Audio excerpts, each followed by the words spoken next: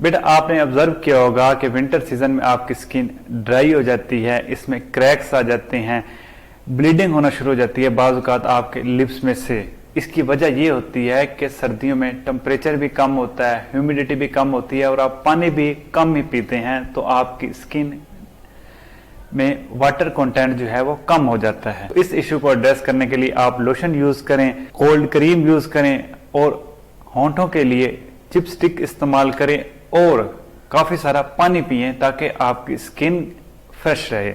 दूसरा बेटा, winter season में आपका माउथ, नेजल और लंग्स के जो पैसेजेस होते हैं ये ड्राई हो जाते हैं।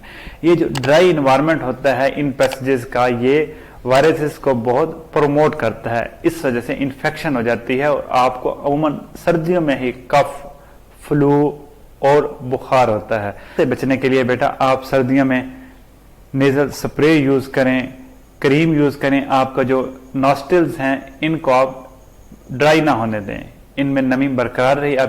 और डेली सर्दियों में आप स्टीम लाजमी लें। ह्यूमिडिटी कम होने की वजह से बेटा आंखों के अंदर जो पानी होता है ये एवेपोरेट हो जाता है, तो आंखों के अंदर इरिटेशन होती है बेटा, एलर्जी होती है, बर्निंग सेंसेशन होता है, जलने का एहसास होता है।